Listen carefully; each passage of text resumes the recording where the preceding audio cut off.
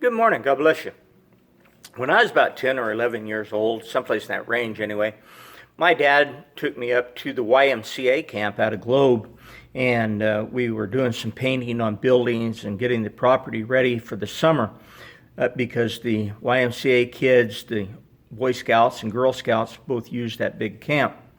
And so we had all the work done, and we had a big barbecue, and then we had a softball game. This is where things turned south for me. I was playing softball, and I fell in love with a softball mitt that didn't belong to me.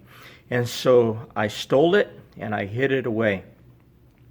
Well, what I didn't take into consideration was that the truth will find you out, because you see, the girl that it belonged to, she liked the mitt too, and she wasn't going to leave that camp till her mitt was found. Well, miraculously, I found it. Big surprise, amen?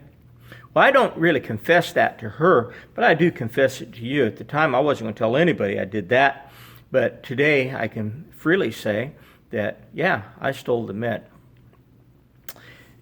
God has a wonderful plan for your life, and it's ABCs. A, you have to admit that you're a sinner, simply meaning that you have disobeyed God willfully or unknowingly. B, you have to believe that Jesus Christ is the way, the truth, and the life, and no man will come to the Father but through him. And C, you have to be committed to him. You have to commit verbally and then physically to him. Well, in the story of Joseph, we find that Joseph sent his brothers home with all the gold that they had paid for the grain that they had taken home. And he did it on the sly. And when they got home, they found that they hadn't paid for the grain at all. But eventually the grain runs out.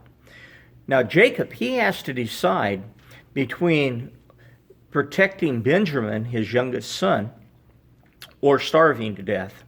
Because Joseph said, if you don't bring your youngest brother, you will not see my face again.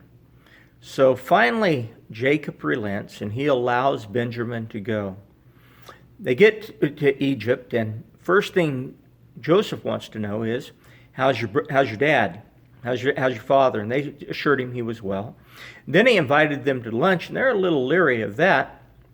But when they get there, they found that somebody had miraculously had them seated in their birth order, and a special honor of 5 times the amount of food was given to Benjamin.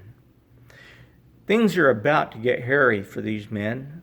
Their sin is about to find them out. In my case, my sin never found me out. I'm sure people knew I stole it, but nobody confronted me with my thievery. But God did.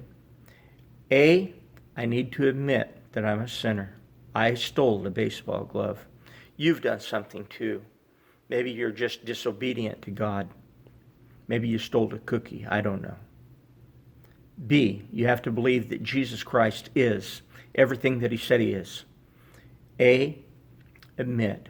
B, believe that Jesus is the way, the truth, and the life. And no man, including you, will come to the Father but through him. And C, you have to commit. We as Americans will commit to almost anything but commitment. But you have to be completely sold out to Christ. If you're not, I pray that today would be your day of redemption. God bless you. Hope to see you tomorrow. Bye-bye.